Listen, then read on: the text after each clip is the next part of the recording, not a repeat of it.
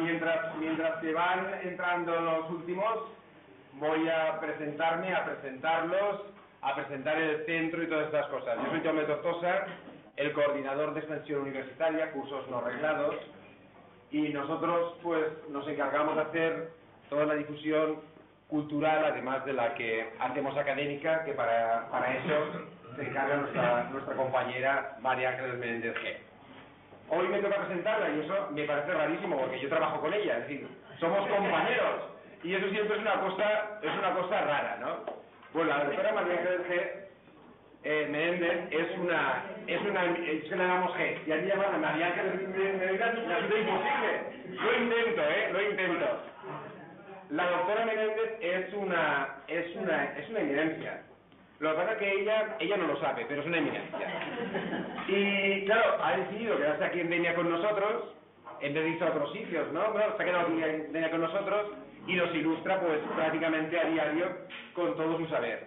Lo que hoy vais a ver es una exposición magnífica. Yo he visto partes de ella, estuvimos viendo que seguía todo bien. Una tarde estuve viendo todo lo que había trabajado la profesora y van a ver que es una presentación alucinante y sobre todo les va a presentar una perspectiva que probablemente algunos de ustedes no se esperan.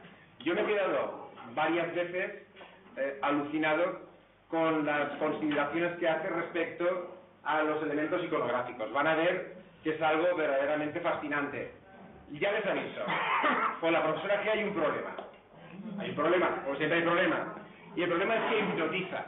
Es una hipnotizadora nata. Es decir, en vez de señora doctora tendría que ser señora bruja o señora hipnotizadora o algo así. Porque van a estar aproximadamente 4 horas y van a salir desde aquí diciendo 4 horas, imposible. Ya se lo digo yo. Bueno, también queremos agradecer a Florentino y a los amigos del Románico, que son los que, pues un poco, nos animaron a hacer esta jornada. También quiero saludar a todas las personas que hay online, que es aproximadamente el doble de los que hay aquí. Y claro, estas iniciativas que tenemos desde aquí, desde la UNED, pues son un poco extrañas, ¿no? Porque nos hemos empezado a acostumbrar a hacer las cosas ya no solamente presencialmente, sino de manera online. Y online cada vez hay más gente. La UNED se ha convertido, por lo menos el centro de Denia, en una referencia cultural, ya no solamente aquí en la comarca, sino que lo estamos convirtiendo en toda España. Hace poco hemos tenido también un curso donde había pues casi 200 personas online. Quiero decir, cada vez esto va a más. Bueno, yo no me enrollo. Florentino. Nada, yo simplemente, bueno, me llamo Florentino, soy coordinador de Amigos del Románico aquí en la Comunidad Valenciana. Quería sobre todo agradecer al centro de la UNED toda la propaganda que ha dado al acto. Es el acto más multitudinario que hemos hecho nosotros, que solemos llevar un pequeño autobús o un grupito de gente a visitar cosas, y de verdad es que estoy asombrado de vuestro poder de convocatoria. Queremos agradecer al Ayuntamiento también de Denia, que nos va a poner esta tarde un guía para visitar la zona histórica. Y nada, y bueno, animaros a seguir pues indagando en este arte medieval que todavía estamos reinterpretando, que profesores que siguen investigando, como la profesora María Ángeles, dan giros historiográficos a las interpretaciones, no se conforman con la explicación pues canónica, con la explicación más fácil, más a primera vista, digamos. Sí, exactamente, sino que indaga en las fuentes, ¿vale? Es importante siempre llegar a lo primero y pensar siempre que el arte es producto de cualquier obra, en este caso pues escultura, es obra de una época, ¿vale? Está hecha para servir a la sociedad del momento. Tenemos que ponernos en su piel, en su mente sobre todo, para entender qué es lo que se ha querido decir ahí. Tenemos que hacer pues una pregunta social, ¿no? Sobre qué es lo que querían representar ahí. Ella supongo que se entenderá en las interpretaciones sobre qué nos querían decir con ese erotismo, con esa sexualidad, si era incitación a la procreación, si era burla del enemigo, cantidad de explicaciones que se nos han dado y que a la profesora veces no la han convencido y ha querido llegar más allá. Yo creo que es importante, ¿no? El dudar siempre un poco de lo que conocemos y lo que está establecido. Y nada, agradeceros a todos la presencia, de verdad, muchísimas gracias. Vale, gracias. Muy bien, pues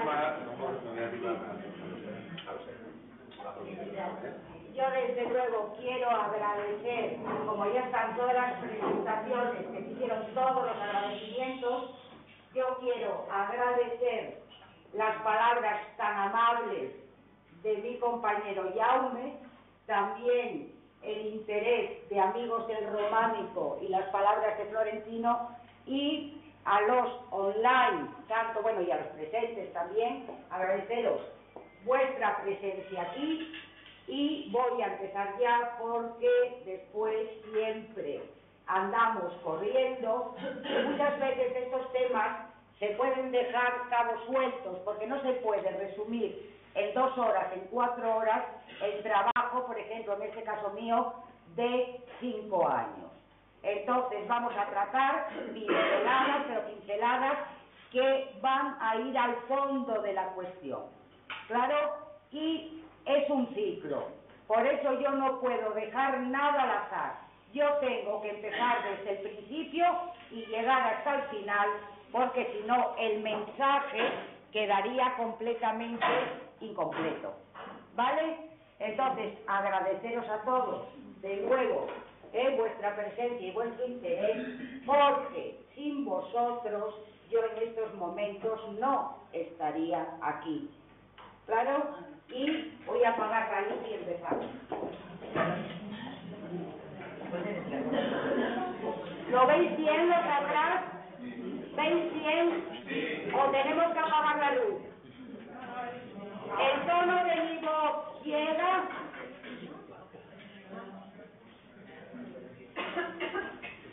Los 2 PowerPoint que voy a presentar hoy no están en la web, pero vosotros, debajo de mi nombre, veis la dirección de mi página web, www.amenendez.es. Ahí podéis encontrar no solamente esta iconografía, toda la interpretación, sino también mucho más. Voy a empezar voy a partir de lo que hasta ahora se consideraba a la escultura románica de carácter sexual. Como veis, hasta ahora y hasta ahora parece que están entrando un poco más. Hay historiadores del arte que dicen que desde luego esta iconografía no solamente es el símbolo del pecado, sino que profundizando se puede llegar a más cosas. Yo creo que he llegado, pero vamos a ver por qué decían que era la simbología del pecado. La escultura románica siempre se entiende como un arte de prensa y propaganda. Era una sociedad analfabeta a quien se le tenía que cristianizar. ¿Por qué era un arte de prensa y propaganda? Porque se intenta ver solamente el carácter moralizador y evangelizante. Por otra parte, también estamos acostumbrados a ver esta iconografía polarizada siempre hacia el bien o hacia el mal, en donde nos aparece cielo e infierno, Dios, demonio, justos, pecadores, y también porque a partir de los primeros padres de la Iglesia hay una corriente misógina, es decir, la mujer es el origen del pecado, Eva. La mujer tienta al hombre, es símbolo de una sexualidad pecaminosa. Por tanto, la iconografía de carácter sexual es obscena, es la representación del pecado de la carne, por lo tanto, simboliza la lujuria. Yo no niego todo esto. Yo sé perfectamente que en momentos determinados esta iconografía que yo trazo va a tener un sentido de pecado. Pero ese sentido de pecado siempre viene determinado por otra iconografía que aparece al lado. Los que están acostumbrados a ver iconografía románica, portadas, canecillos, etcétera, siempre cuando leemos vemos la representación del cielo y después del infierno. Vemos a los justos en la contemplación de Dios, a los pecadores desnudos, y de ahí que esta iconografía que yo trato, al aparecer normalmente la gente desnuda, dicen, eso es el pecado. La desnudez no significa siempre pecado, como toda esta iconografía no significa siempre pecado, y yo creo que lo vamos a ver, ¿vale? Entonces, siempre está también Dios, demonio, cielo e infierno, es decir, hay una polarización. Hay un mensaje que dice, estos son buenos, estos van al cielo, estos son malos, estos se van al infierno, ¿de acuerdo? Entonces, desde luego que después esta iconografía, cuando aparece con signos en donde nos habla del bien, eso sería contraposición y sería el mal. Pero vamos a ver que en la iconografía que vamos a tratar ahora, esto no existe.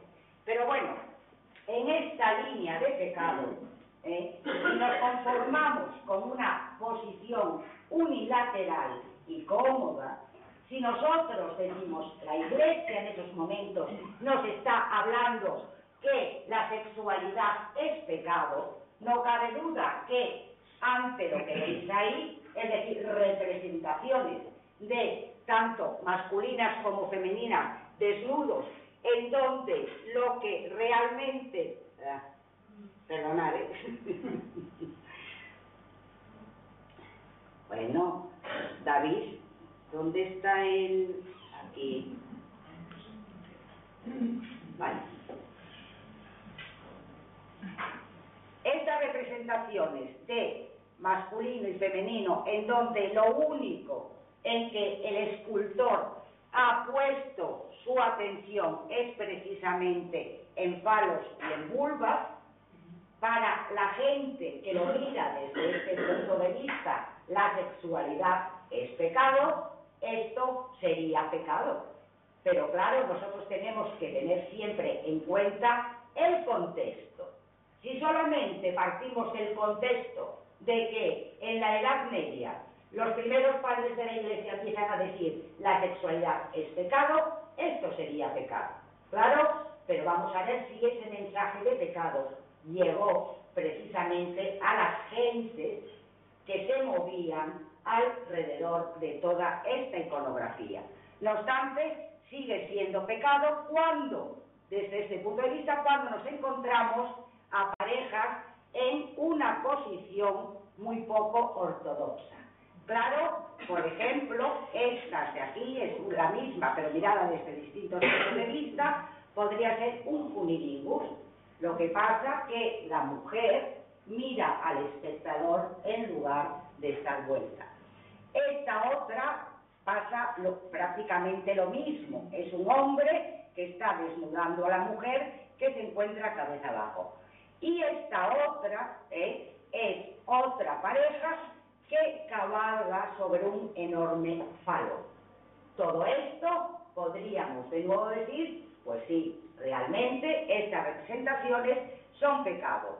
Lo mismo que algunos actos, como los que nos encontramos aquí, en donde vemos a un personaje practicando un acto onanista, la mujer también en la misma situación, y este otro personaje, en algunas bibliografías, dicen que es un personaje que se está tomando un bocadillo. Claro, en el contexto que se esté tomando uno podría ser, la pena es que todo esto ya ha perdido mucho de toda la talla de un principio. Tener en cuenta que, por ejemplo, esta imagen que aparece en Cervatos tiene fecha de consagración de 1129, es decir, Cervatos se está construyendo en el primer tercio del siglo XII. Entonces, esta iconografía, dentro del contexto de la sexualidad, más que comerse un bocadillo, podría realmente estar practicándose una autofelatio y claro, la base del falo ha desaparecido completamente. Si ahora pasamos a esta imagen del coito, hay muchas, lo que pasa es que yo escogí para la presentación aquellas que son más claras y se ven mejor. Pero lo que está claro es que el coito se va a representar de distinta forma, incluso también en cervatos, de tal manera que el acto sexual puede ser interpretado de distinta manera según dónde lo vamos a ver aparecer y cómo lo vamos a ver aparecer. Pero fijaros, desde el punto de vista de la ortodoxia cristiana, es normal decir, esto es pecado. Pero nosotros, desde nuestra mentalidad actual, ¿qué es para nosotros el acto del coito? Puede significar muchas cosas. Puede significar un acto pecaminoso si no cumple la finalidad de la procreación, como nos dice la Iglesia. ¿De acuerdo? Pero puede ser también un acto de procreación. Entonces, no es pecado.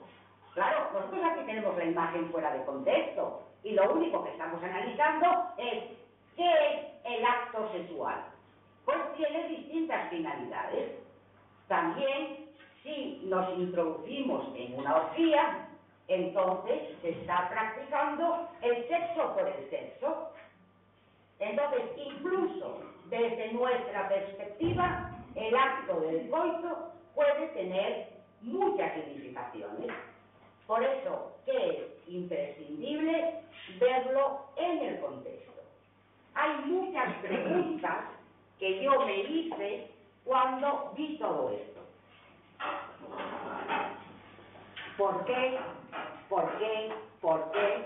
Y dije, esto no puede ser solo el simbolismo del pecado. Esto hay que estudiarlo y hay que profundizar en ello. Por eso, al empezar a estudiarlo,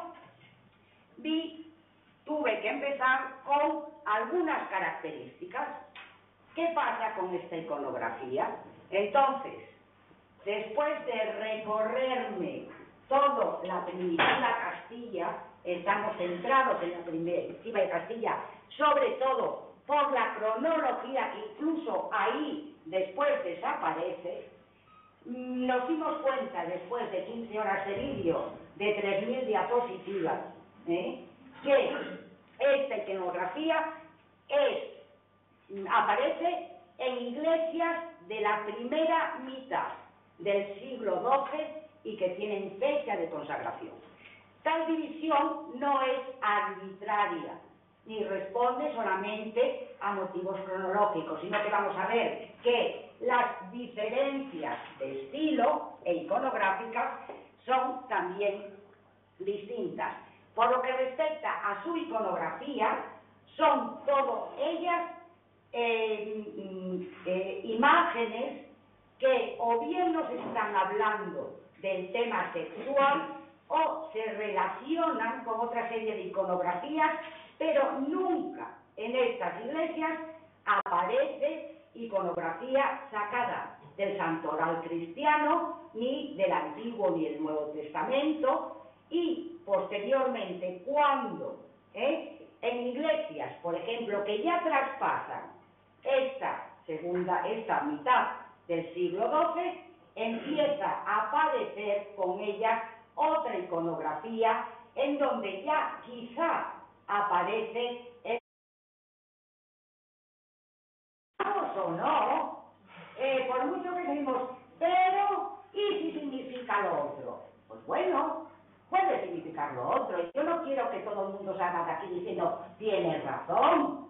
Yo solamente invito a esas personas que todavía les van a quedar dudas de que esto es la representación del pecado, que profundicen, que saquen otras teorías, que estudien. Es interesantísimo, ¿eh? A mí es un tema ya... Ya puedes empezar. ¿Vale?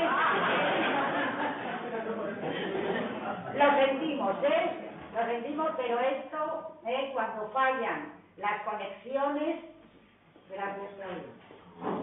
Bueno, a ver, vale, ahí tenemos el pecado, fijaros, esta iconografía, y espero que me dé tiempo, de la mujer con serpientes. Ahora que voy parando para atrás, de la mujer con serpientes la vamos a ver en Cervantes. ¿Claro? No sé si nos dará tiempo a verlo, pero en el contexto en que se encuentra Cervantes y la figura del demonio, esta nos estaría ligando mucho más a esas sacerdotisas, a esas diosas de la serpiente. Solo hay que ir a Galicia. En Galicia, ¿verdad, Mercedes? Todavía hay muchas creencias, muchos rituales en donde las parejas que no pueden procrear se van a un lugar donde hay una piedra muy grande, que es como un lecho, llevan un cuenco de leche, lo dejan al lado de la piedra, ellos se acuestan en esta losa y realizan lo que tengan que realizar con fines de procreación.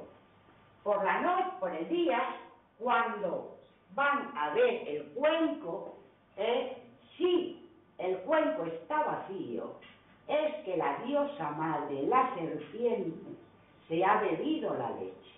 Entonces eso es un buen signo. El acto será fecundo. Si, por ejemplo, aparece la leche en el cuenco, porque la serpiente no vino a comer, pues tendrán que volver otro día. Todos intentan. Esas son costumbres que están en el pueblo. A ver, nosotros, por ejemplo, y no quiero, pero tenemos muchas creencias. Entonces, sabéis perfectamente que nosotros tenemos muchos lugares que son milagrosos. Lourdes, Fátima, etc. ¿De acuerdo? Eso para nosotros, nuestra convicción, es un milagro. Aquellas gentes de aquella época no existía todavía el milagro. Para ellos todo era mágico, todo era magia. Entonces, lo que nosotros, desde nuestras convicciones, cuando no podemos razonar o no encontramos realmente una justificación a un hecho, cuando se ven platillos volantes decimos que son ovnis.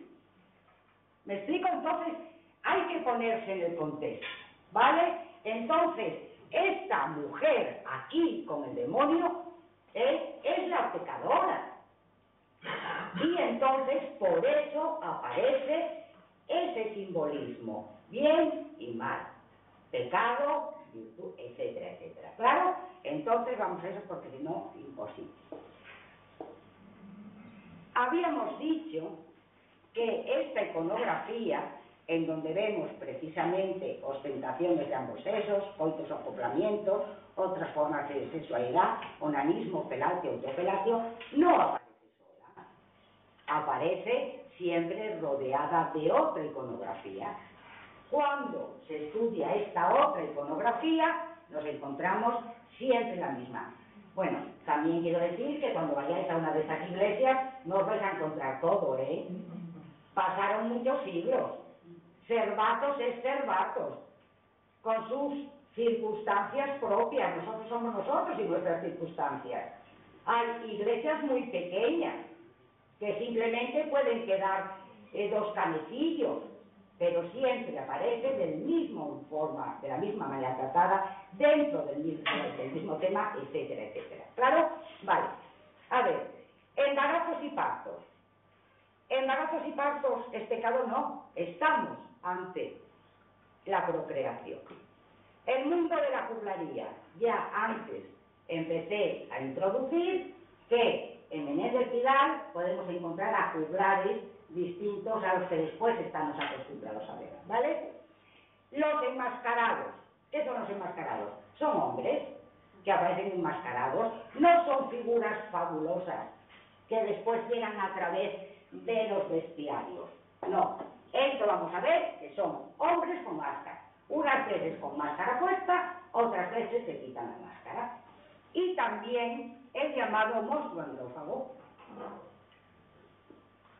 ¿Qué es el monstruo andrófago? Pues ni más ni menos un monstruo que puede ser un animal fantástico de difícil identificación, un oso, un lobo, que nos está uniendo cuando aparecen estos animales, más precisamente todavía a esas costumbres en donde vemos en festividades de Cantabria, una festividad, una mascarada de invierno, la Vijanera, en donde el elemento fundamental es el oso.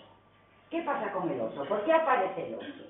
El oso hiberna, es decir, aparece en letargo durante el invierno y resucita en primavera. ¿Vale? Entonces, muchas veces ese monstruo andrófago es ese animal que confiere al hombre una peculiaridad desaparecido en sus entrañas porque se lo traga y lo capacita precisamente para salir a una nueva vida revitalizada. Esto no nos podemos extrañar de esto. ¿Por qué?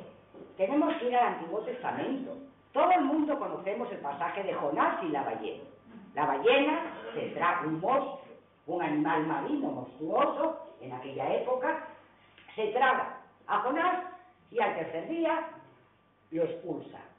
¿Vale? Pero incluso este pasaje del Antiguo Testamento, Jesucristo lo coge para explicar a aquellas gentes que entiendan su muerte y posterior resurrección. Si Jonás es tragado por la ballena, que pocos podrían resucitar después de esto, después resucita cuando sale de ese vientre. ¿De acuerdo? Pues Jesucristo, cogiendo precisamente este pasaje, Él lo utiliza para que comprendan precisamente esa resurrección que Él está anunciando. Vale. Ostentación, sexo femenino. Por de la ostentación de ambos sexos, sexo femenino, sexo masculino. Acordaros que os dije que siempre aparecen uno al lado del otro. ¿Vale? Es la mujer, os dije que se coge las piernas por las corvas y en un alarde de flexibilidad. Y eso es muy importante, por lo que eso muestra sus partes del cuerpo más íntimas. Por ejemplo, los que nos quedan todavía muy conservados es este de Villanueva de la Mía y este de Cervantes. Este también es de Cervantes, pero la huella del tiempo se deja más. ¿Vale? ¿Dónde encontré, y eso gracias a un catedrático de literatura de la UNED de Madrid, cuando yo estaba empezando todo esto y se lo enseñé, dónde encontré por primera vez esta postura en los textos? Pues en una jarcia precisamente del siglo XI. No te amaré a no ser con la condición de que juntes la ajorca de mi tobillo con mis pendientes. Texto, postura es la misma y se repite. ¿De acuerdo? ¿Qué es una jarcia? Pues sabemos que son composiciones amorosas que la enamorada le escribe al enamorado que está en la guerra, en la reconquista o donde sea. ¿De acuerdo? Fijaros, para que la enamorada le diga al enamorado no te amaré, a no ser con esa condición, el acto sexual no hace falta que las mujeres nos pongamos en esa posición tan incómoda. ¿De acuerdo? Se puede realizar de muy distintas maneras. ¿Por qué? Precisamente porque, y es algo que yo lanzo aquí, puede tener una significación ritual. Es decir, el acto sexual se puede hacer con distintas posiciones, pero quizá esta posición nos está remitiendo a un ritual que en un momento determinado se realiza. ¿De acuerdo? Lo dejo aquí porque después os lo voy a poner cuando lo veamos en Cervantes. Fijaros, esa mujer que se coge la pierna por las corvas y enseña sus partes del cuerpo más íntimas, no siempre aparece igual según nos aparezca el cervatus, en el capitel, en la ventana del ábside, o en los canecillos del tejador, o en el ábside.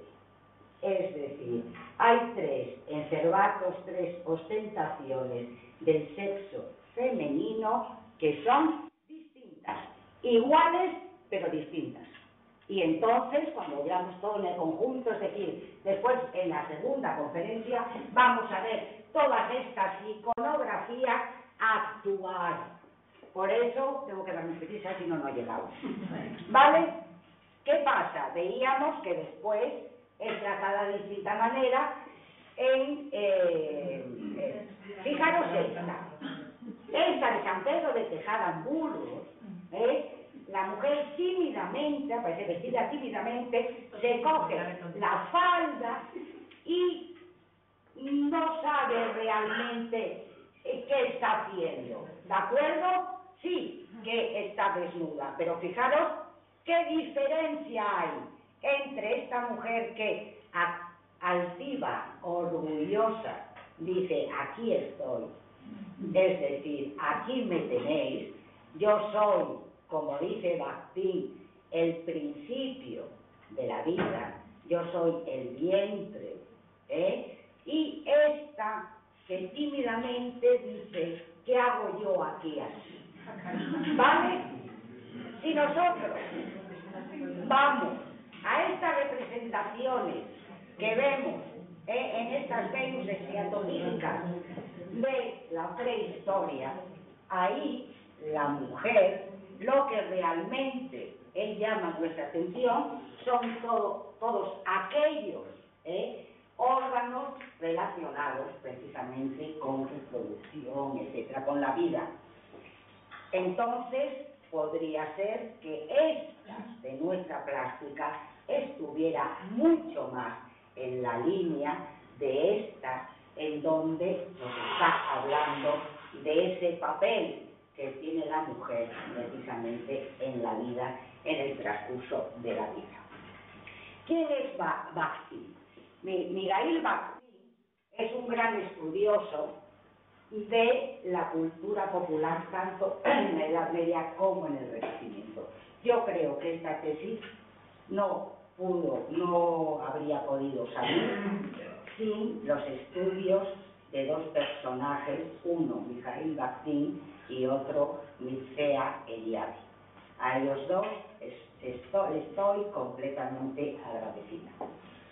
Para Bakhtin, como veis, la figura de la mujer en la cultura popular de la Edad Media y del Renacimiento, lo que os decía antes, es antes que nada el principio de la vida. Es una inagotable vasija de fecundación. Esto es la síntesis que yo os hago, es un libro entero que hay que estar estudiando toda esta serie de imágenes a través de ritos, de textos, etcétera, de la Edad Media y del Renacimiento. Yo aquí traigo solo la síntesis. Él estudia las dos mujeres, la tipología, los roles que la mujer convencional hace en la Edad Media y en el Renacimiento, y la otra que él llama la mujer de la tradición gala, de la tradición popular. Es esta precisamente que continuamente en fiestas, rituales, textos, etcétera, levanta las faldas y precisamente muestra el lugar de donde todo parte y de donde todo viene, el seno maternal. Es decir, el papel de la mujer precisamente en la cultura popular estudiada por él no tiene nada que ver con esa mujer que desde los primeros momentos nos están diciendo es la tentadora, tienta al hombre, es la lujuria, ¿de acuerdo? Es decir, tenemos que hacer una diferenciación, tenemos que saber el concepto de esa mujer para unos y el concepto de esa mujer para otros. Y ver realmente si esa mujer en Santa María de Yermo era la lujuria, era la pecadora. Por eso el demonio la está azuzando. La mujer que aparece en otras tradiciones de esa cultura popular es la que realmente Bakhtin nos dice que es antes que nada, el principio de la vida, es el vientre, es de donde todo parte. ¿De acuerdo? ¿Qué pasa con el hombre? Lo mismo. ¿Vale? Ostentación del sexo masculino. Aquí realmente lo que estamos viendo es una ostentación porque el falo se hipertrofia. Es decir, coge, como yo siempre decía, y una amiga mía se reía mucho de mí, decía, proporciones inusitadas. Es verdad, son proporciones inusitadas, ¿claro? Pero fijaros, de estas tres imágenes, dos de ellas están quizá mostrando una misma actitud. ¿Una misma actitud de qué? De ofrenda. Se lleva la mano al pecho y es una persona oferente. Antes en el protocolo se llevaba y se hacía la reverencia, ¿sí o no? En este de aquí se coge eso y lo mismo. Si os fijáis, por ejemplo, en los rostros, ya no es lo que vamos a ver después, sino es una persona que mira hacia lo alto. Es curioso, porque si vosotros sois mucho esto, como yo lo vi durante muchos años, cada vez uno se va fijando más en los detalles. Y la mayoría de todas estas imágenes están mirando hacia lo alto, todas ellas. Y, desde luego, la posición ritual es clarísima. Si nosotros vemos este capitel de San Pedro de Cervatos, hay esa figura que se muestra en la misma situación que nosotros, está esperando. Eso también es otra idea que a lo largo de los años fui sacando, que lo voy a exponer hoy. ¿De acuerdo? Acordaros de esa ostentación del sexo masculino que se encuentra en una posición de espera. Nunca, aunque esto se va a repetir, como os dije, en distintas partes de Cervatos, no todos estos tienen la misma actitud. ¿De acuerdo? Posteriormente, Santa María de Yermo, ya la vimos, cambia completamente la representación. Y si vamos a San Pedro de Tejada, es el compañero de la mujer que tímidamente se levantaba las faldas. Este aparece con una expresión bobalicona. Se levanta las hay como diciendo, mira lo que tengo. Claro, no está dentro ni de esto ni de esto. ¿De acuerdo? Cambia completamente. Y fijaros que solamente son 50 años, más o menos, no es más. Pero ahí Cluny ya hizo su aparición. Cluny ya hace que todo esto esté cambiando y lo quita de la plástica románica, y entonces empieza a través de sermones penitenciales, concilios, esos pecados, pero la plástica ya no nos está hablando de eso. Vale. También Dessner, en Opus Diaboli, dice que en las sociedades tradicionales falo y vulva son sagrados, puesto que ellos son los portadores de la fertilidad y de la potencia generativa.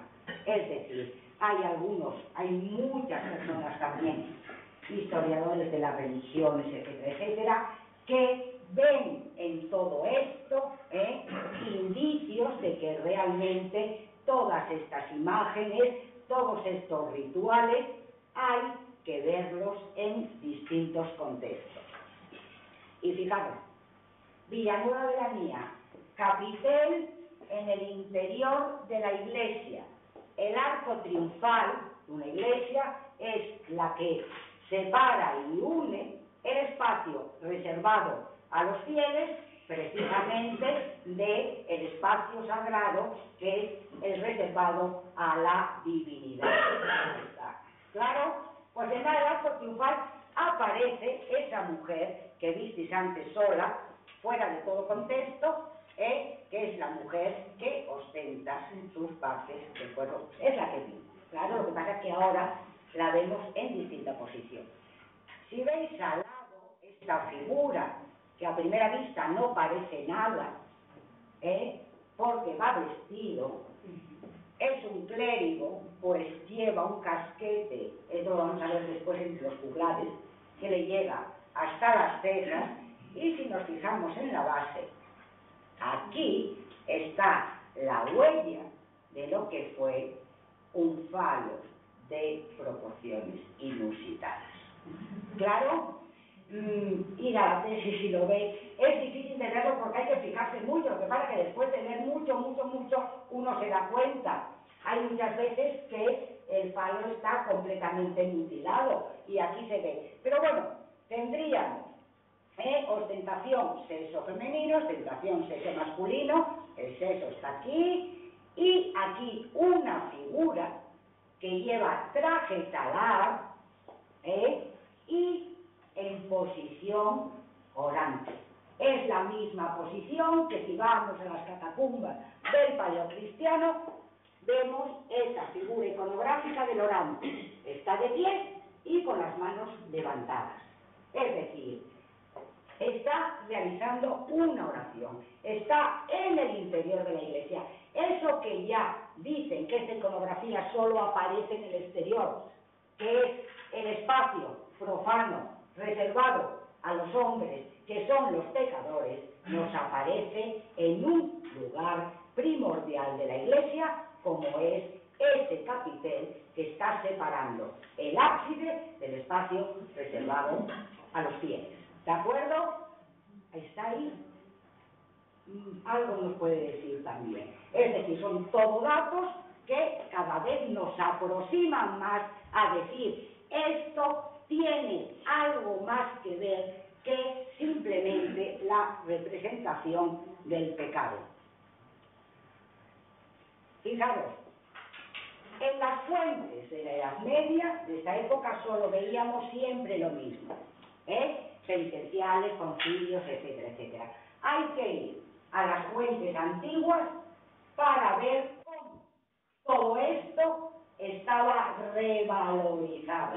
Es decir, que lo que en el mundo antiguo estaba en unión con lo sagrado, la parte genital del macho cabrío se adoraba como personificación del principio de todos los seres, había estatuas antropomórficas de Osiris con un falo de grandes proporciones.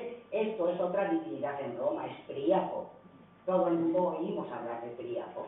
Claro, por otra parte, según Jámblico, los griegos consagraban muchos falos a la primavera como muestra que los dioses daban al mundo la fuerza generadora. En Roma hay colgantes de falos que se les ponían a los niños para protegerlos de todo.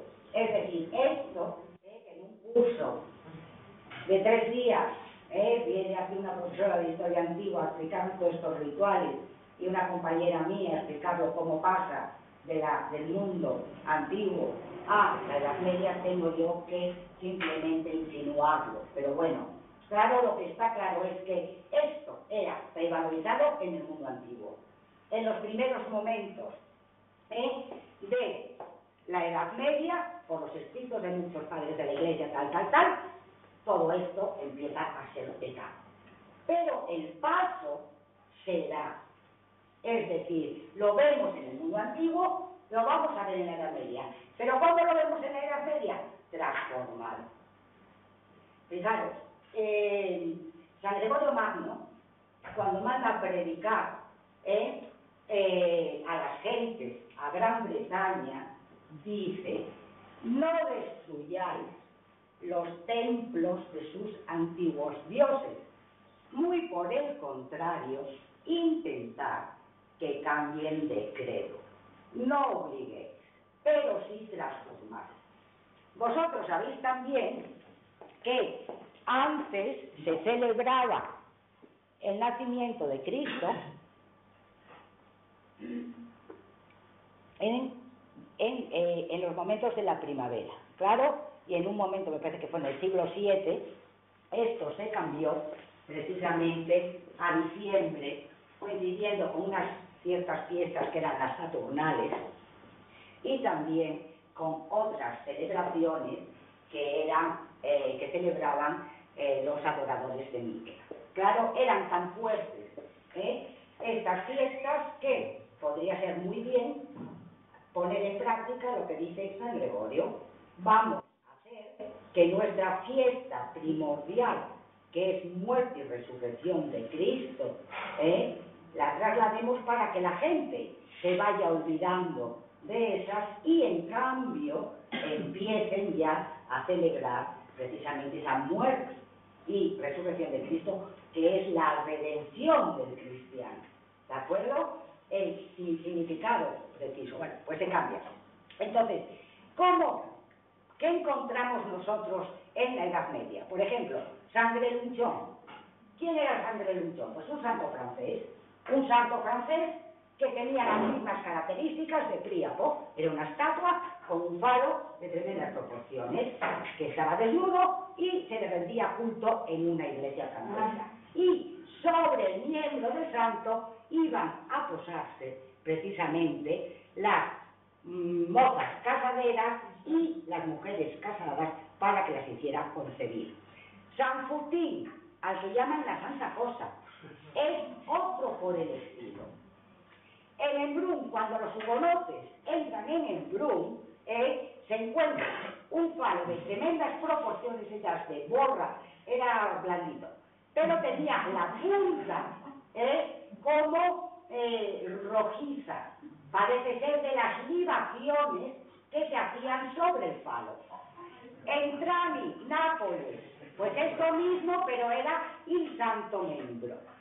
Bueno, esto del asa es que tengo un pequeño vídeo ahí, que son los carnavales de Laza. Los carnavales de Laza es un sincretismo tremebundo de todo esto. Sabéis que el carnaval son todas estas costumbres cristianizadas. La Iglesia no puede desterrarlas y dice, vamos a dejar que las realicen dentro de los cánones. Son unos días en donde la gente pierde el control de todo y después viene la penitencia. Bueno, pues en Laza, yo cuando vi ese vídeo de la 2 hace mucho tiempo, de repente con todos los personajes que aparecen danzando, corriendo, tal, veo a un personaje que lleva un andas, y va vestido de franciscano, y claro, no pinta nada en un carnaval, pero bueno, como hay tantos disfraces, y de repente, ¿cuál no es mi asombro? Ahora ya no me asombro, pero la primera vez que lo vi, que de repente se le abre el hábito y sale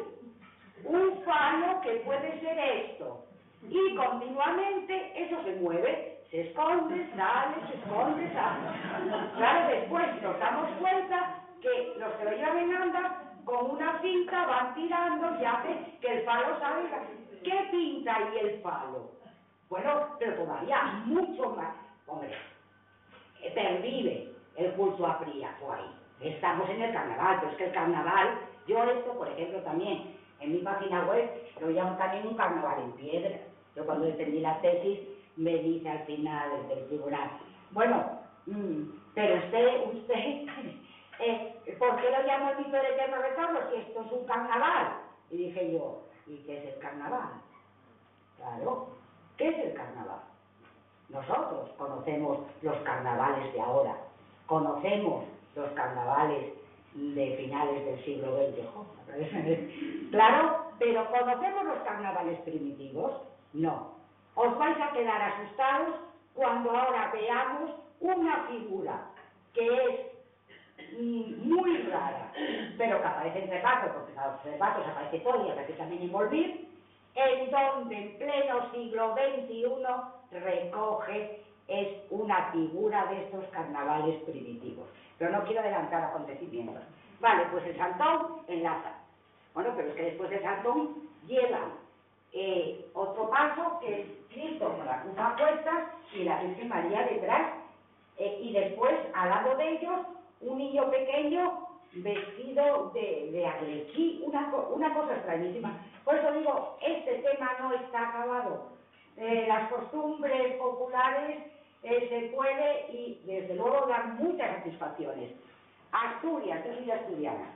Todo el mundo que vaya a Asturias, en los bares, cuando entra, pide un bollo preñado. La gente que va a dice, ¿qué es un bollo preñado? Pues un bollo preñado, ahora los hacen pequeñitos, los hay de distintos tamaños. Es un pan que dentro lleva un chorizo y se asa todo.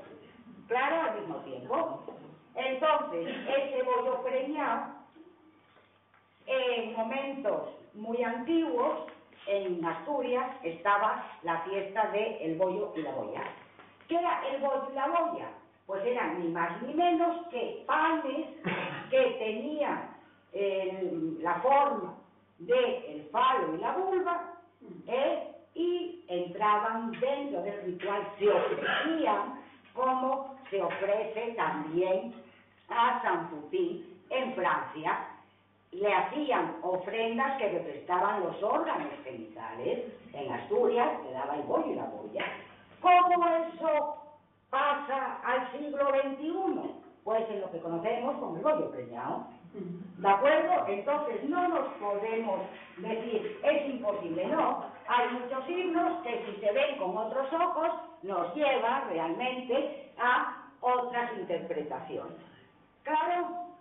Vale, el andrógino.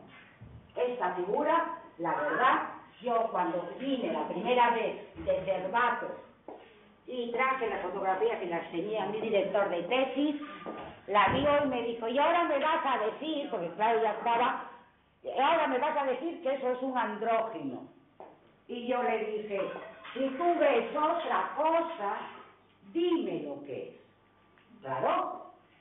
¿Qué tenemos aquí? A primera vista parece la mujer, porque es la misma posición. Si nos fijamos en el rostro, ¿qué lleva? Barba. Es un hombre. No nos podemos confundir con el hermafrodita.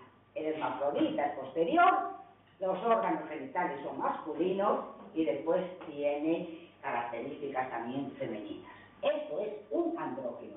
Lo vemos de lo que nos queda en Cervatos, lo vemos en Boimler. ¿De acuerdo?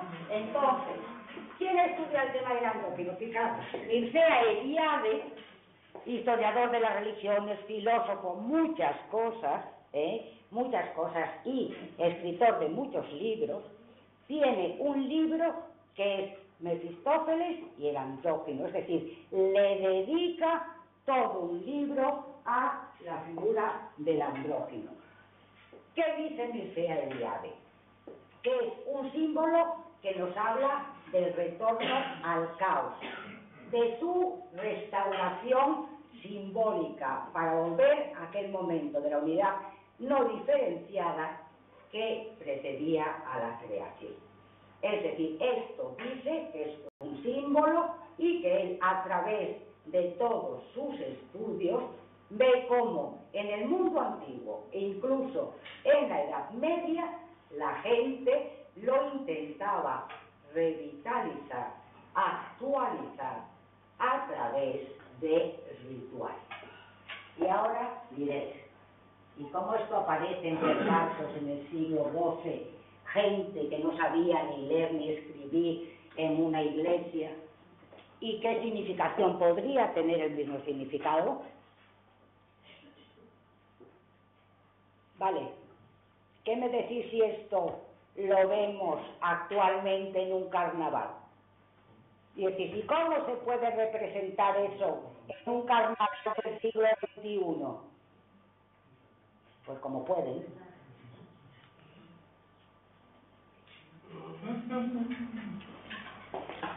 ¿Qué tenemos aquí?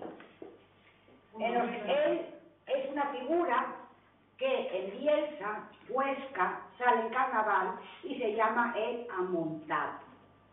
¿De acuerdo? Entonces, si veis, es un hombre disfrazado de vieja que lleva a la espalda a otro hombre y pasa así todo carnaval corriendo. Claro, cuando vais allí o se pregunta ¿y qué representa eso? Dicen que es una figura doble de hombre y mujer. Y que es el andrógino. ¿De acuerdo? Entonces, por ejemplo, Caro Baroja, otro de los grandes estudiosos de la cultura popular, lo dice.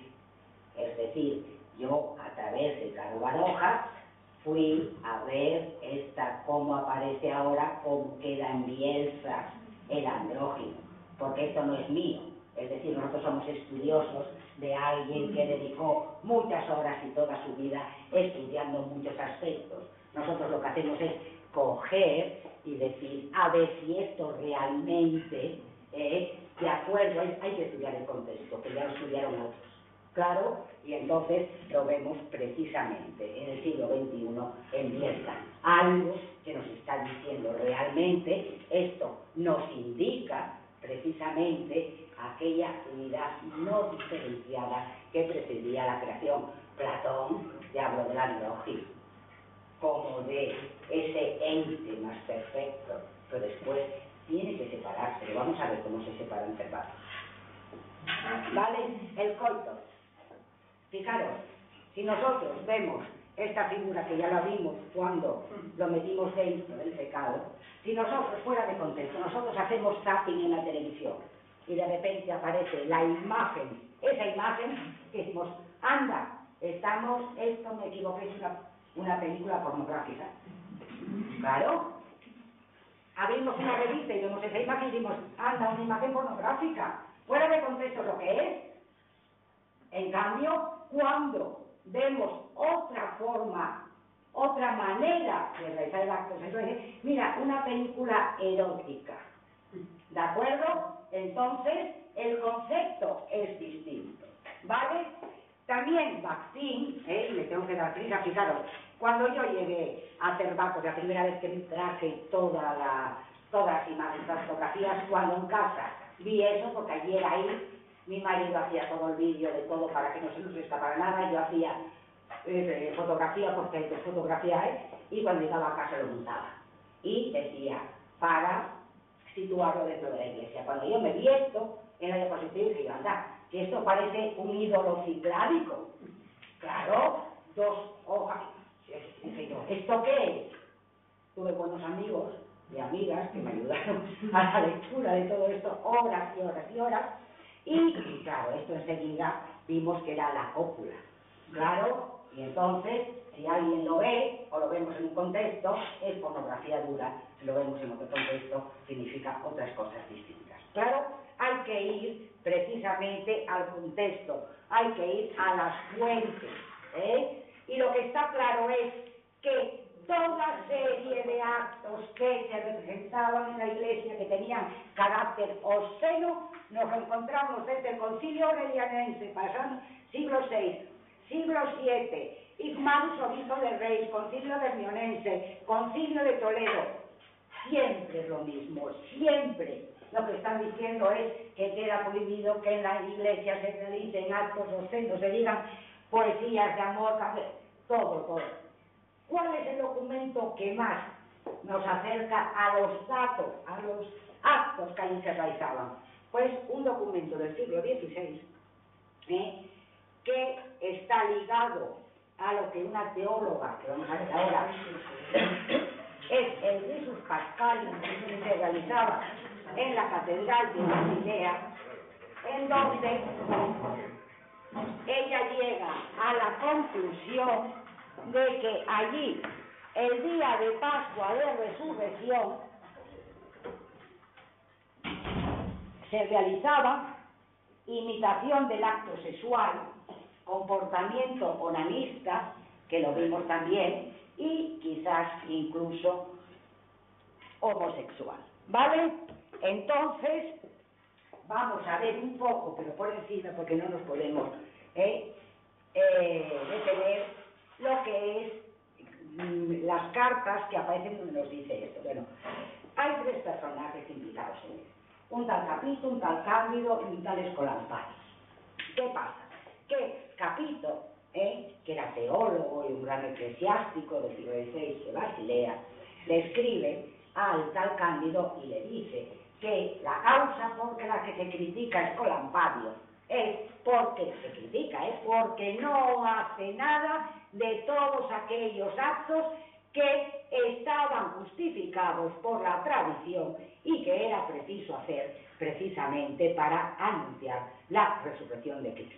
Es decir, hay un texto que nos dice que en el siglo XVI había un señor que se negaba a realizar todo esto, y entonces el tal Escolampadio le escribe a Capito y le dice: tú sabes, doctísimo Capito, que unos, entre todo lo que se entre todas las facecias que se hacían, unas eran de palabra, otras de acción, etcétera, etcétera, y dice: ¿cuáles crees que prefieren nuestros repugnantes santoches? Fijaros, hay puntos sucesivos, porque él dice que no quiere, que él escribió precisamente a Capito actos de los que se realizaban, pero que al leer lo que había escrito tuvo que romperlos porque le entraba rubor, que no eran ni siquiera actos para ser escritos en unas cuartillas. Pero fijaros lo que dice: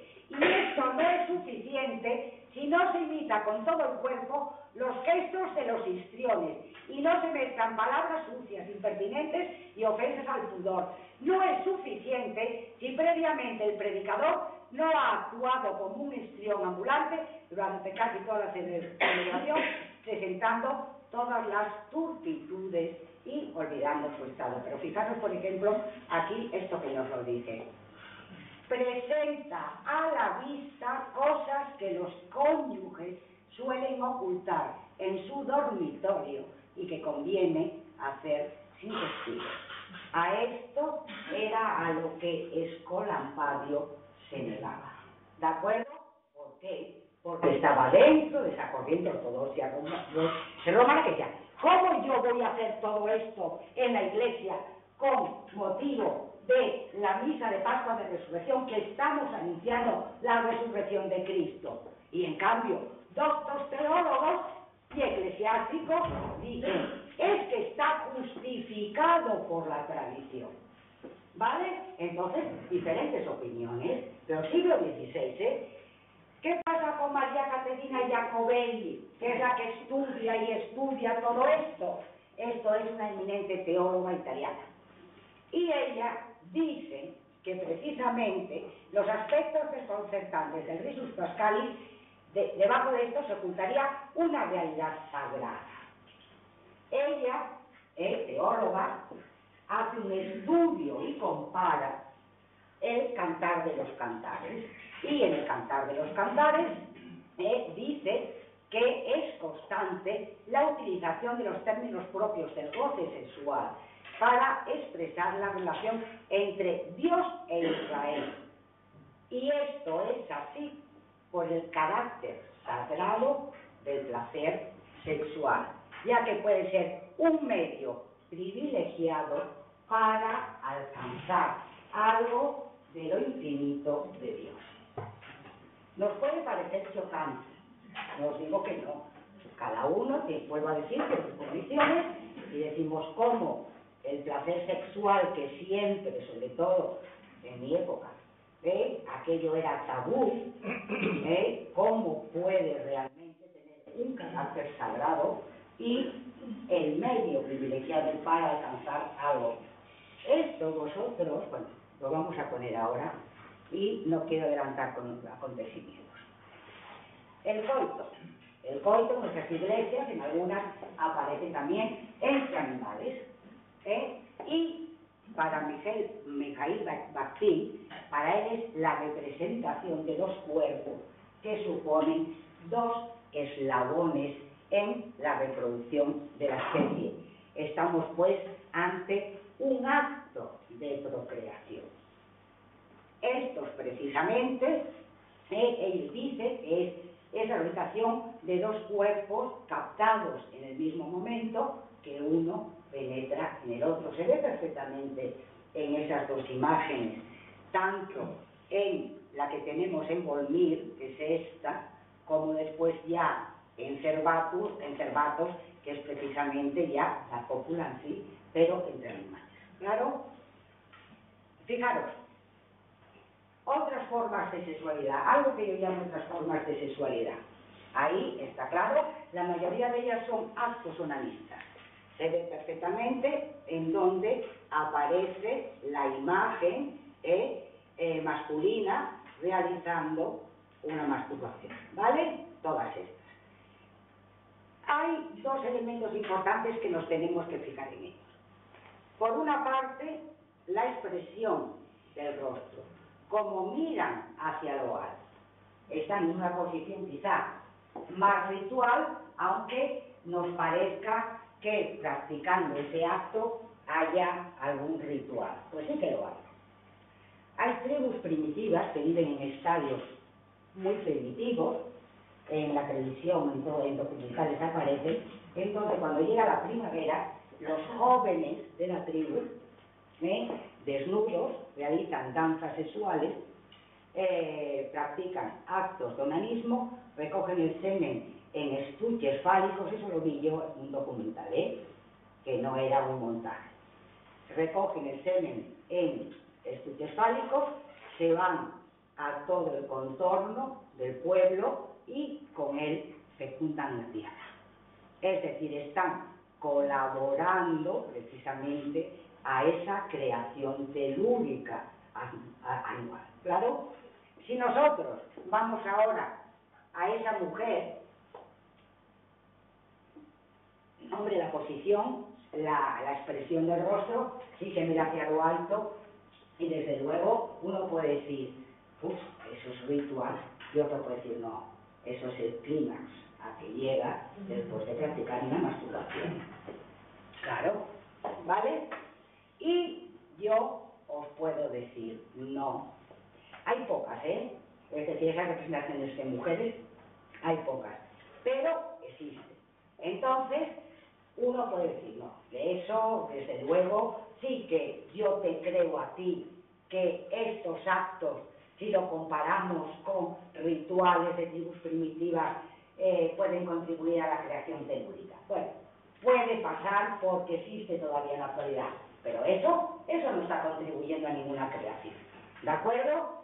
Y si yo os digo que, ¿por qué nos creemos cuando Bernini en su escultura, en el conjunto escultórico del éxtasis de Santa Teresa, y lo vemos aquí, todos nos creemos que está precisamente en esa tercera vía mística, purgativa, iluminativa, unitiva?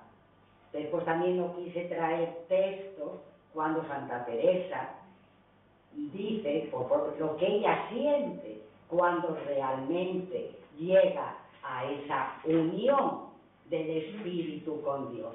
Porque de nuevo tenemos que volver a lo que María Caterina Jacobelli dice, que el placer sexual, en ciertos contextos, no lo digo siempre, en ciertos contextos puede ser el medio para alcanzar algo del infinito de Dios.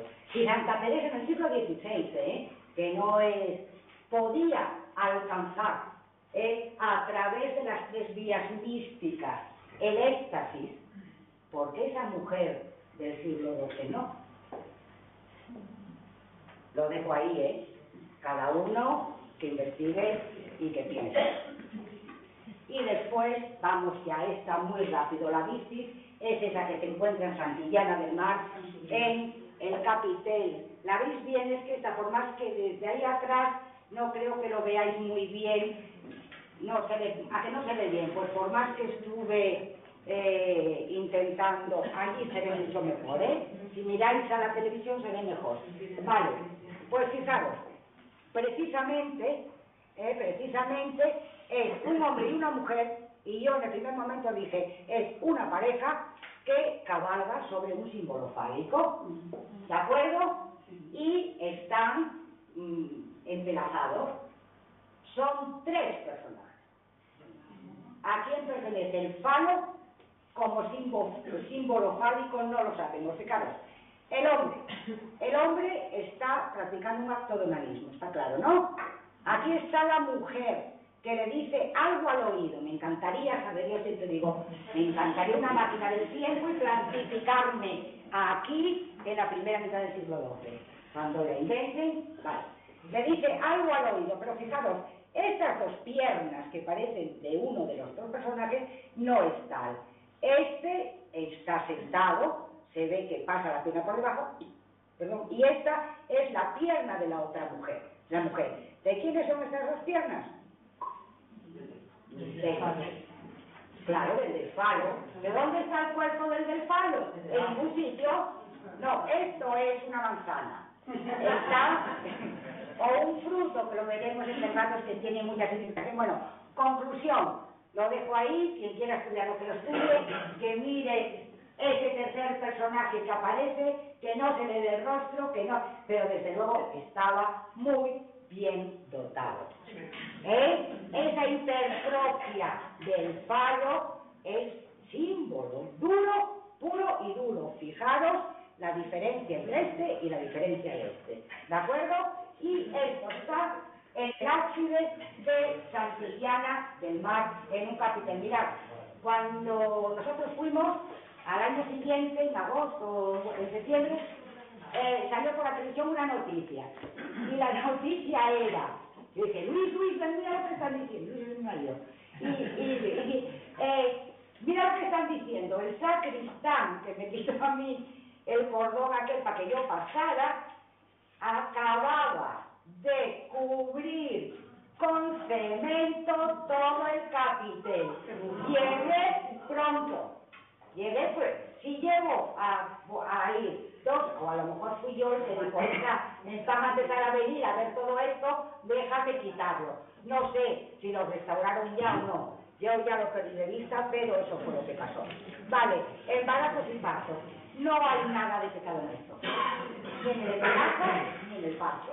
¿De acuerdo? Fijaros cómo está claro cómo la mujer es la típica embarazada, que está en la postura de que saca el vientre y se lleva las manos al vientre, y aquí es una forma de parir que era muy normal en una silla, y vemos perfectamente el niño que está asomando ya completamente la cabeza. ¿De acuerdo? Esta iconografía, donde más la encontramos es en los carnavales. Vosotros sabéis que en todos los carnavales siempre es típica la figura del hombre que se disfraza de mujer y aparece embarazada. Otras veces se disfrazan de nodriza y van con... Es decir, es constante en el carnaval. ¿De acuerdo? Hay carnavales más antiguos que tienen implicaciones más ancestrales. En Asturias, los librios y la filadora. ¿Quién eran los librios? Unos enmascarados que salían con palos, danzaban y sí que dicen que tenían fines fecundantes de la tierra. ¿Quién era la vieja marica? Pues la misma que en Campo de Caso, también en Asturias, la vieja marica era lo mismo que la filadora. Era una vieja.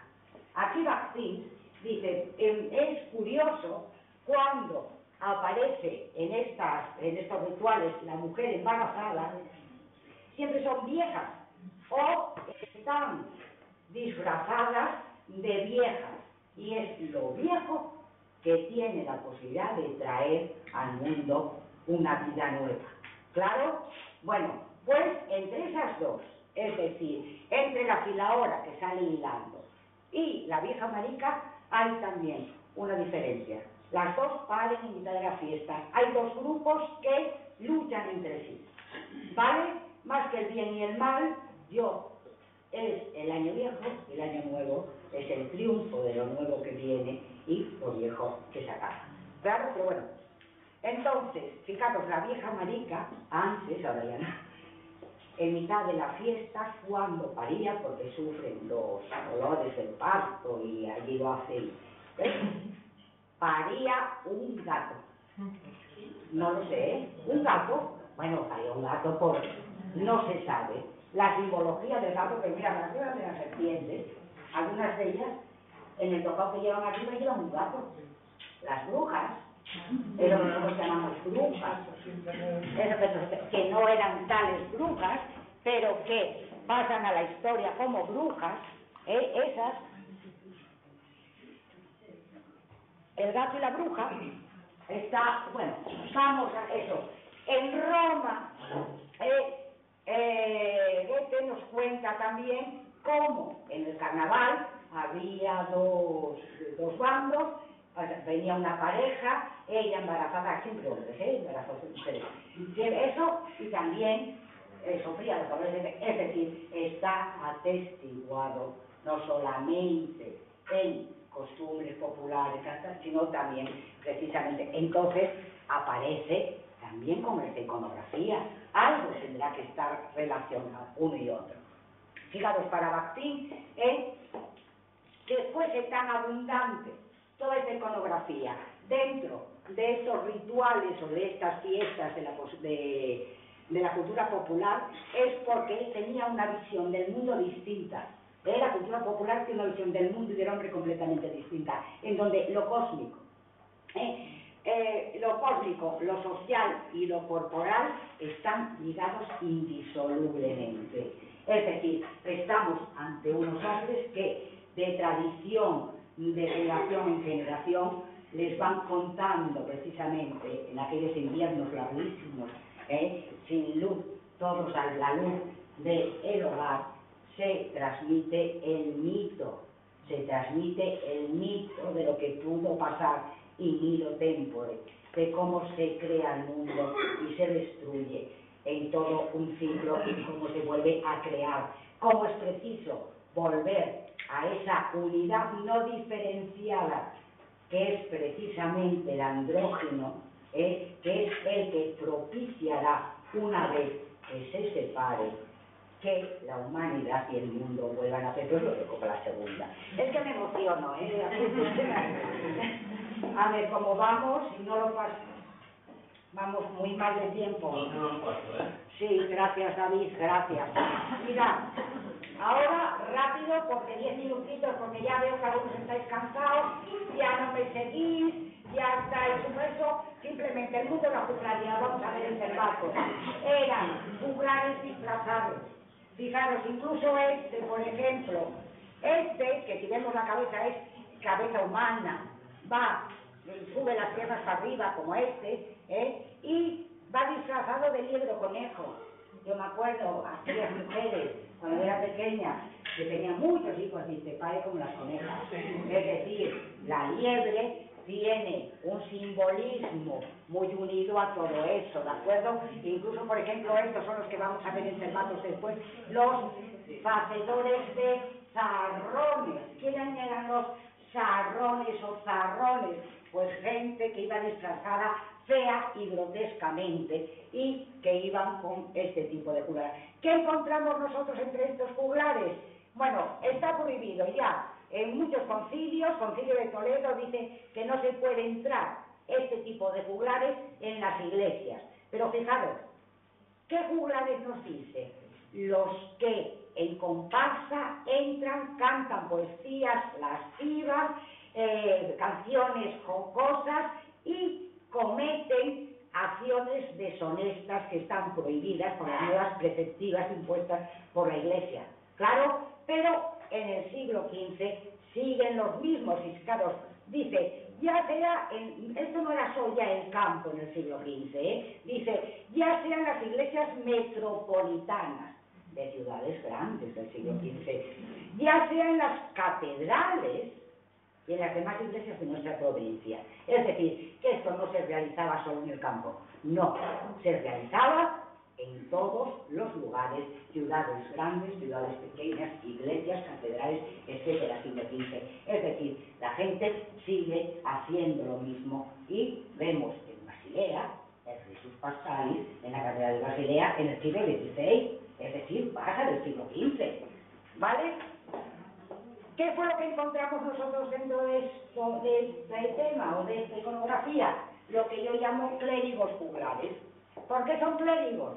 Porque van cubiertos, como dije antes, con el típico casquete que le llega. Algunas veces van desnudos, otras vestidos, algunas veces tocan instrumentos, como lo vemos aquí, otras veces recitan, claro, y pasamos rápido a los enmascarados.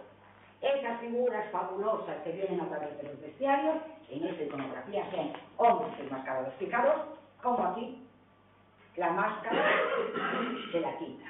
Aquí es increíble, yo lo llamo el peliqueiro de Lázaro.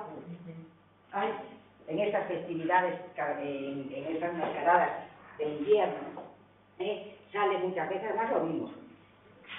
Son los cabezudos, que cuando yo era pequeña nos poníamos delante para que se nos asistase con aquellas vejigas de cerdo. ¿Os acordáis, no?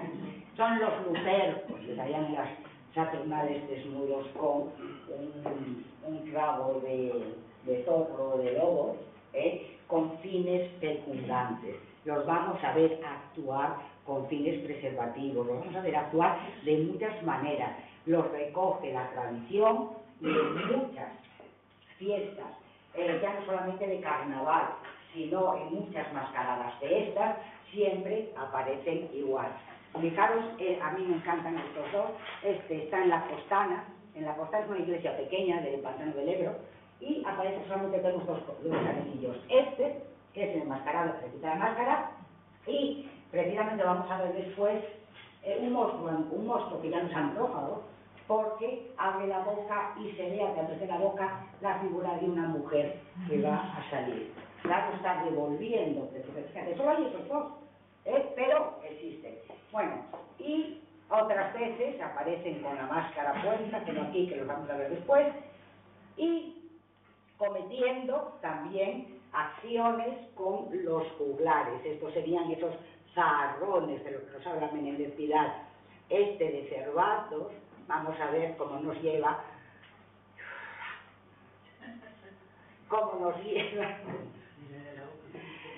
a el regreso de los espíritus de los antepasados, que es fundamental en el ritual, en el mito, en el tercer acto, ¿vale? De Volmir, como veis aquí, fijaros, está desnudo, tiene características tifálicas, y aquí aparece, vale. Ya San Isidoro de Sevilla, en el siglo VII, dice, así los mismos hombres, y lo que es peor, los mismos fieles. Es decir, no solamente los paganos, los que no eran cristianos, no, los convertidos ya al cristianismo, durante este día, adquiriendo monstruosas apariencias, se disfrazan a modo de fieras, otros toman aspecto mujeril, afeminando el suyo masculino. Algunos acostan a las fiestas, se embriagan, se excitan con el vino, y todos formando cuadrillas, cometen toda serie de actos. Esto es en el ritual, lo vamos a ver en sociedades agrarias cuando hablemos después. Monstruo antrófago, termino con esto, veis perfectamente que aquí se lo está tragando, ¿lo veis? Aquí, este es el de la Costana. Mirad qué cosa más a mí me impresiona. Es muy simple, pero la expresión de aquí no hay nada puesto. Nadie se está diciendo me va a tragar, que me deje, se quiere soltar. No, aquí se lo traga, aquí los puse. Fijaros en San Martín de Lines, también en el ábside aparece una cabeza de un monstruo, también se ve muy mal, que está ahí, y está saliendo la boca dos mellizos, dos gemelos. Es el neófito, es impresionante, ahí se ve mejor, ¿vale?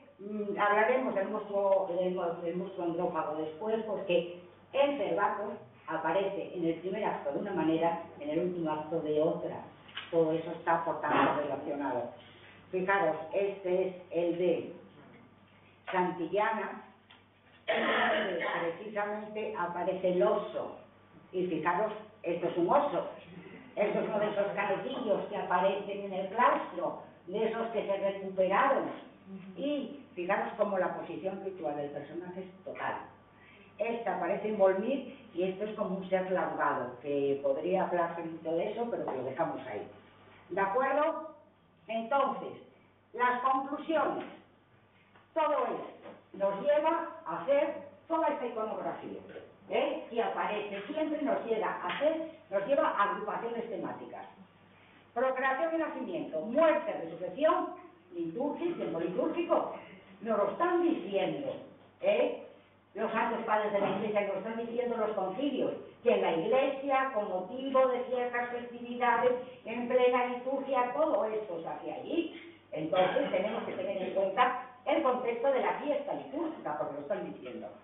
Todo ello nos aparte del carácter moralizador y evangelizante que hasta ahora se venía teniendo hasta ahora. Está fuera ya de ese contexto. Está relacionado con una serie de festividades que tenían fines secundantes. Así pues, que sigue teniendo un valor sacro. ¿Claro? Lo di. Cada uno puede pensar lo que quiera. Y su contexto, una festividad religiosa, con un escenario muy concreto, el espacio sagrado de la Iglesia, mismos capiteles dentro de la Iglesia con esta representación. ¿Qué nos falta ahora que lo vamos a ver a continuación? Ver si todo esto, todas estas imágenes están relacionadas. Si todas ellas son actores de una serie de rituales y de actos que se realizaban en un momento determinado y que la plástica de los datos hace llegar hasta nosotros. 10 minutos de descanso.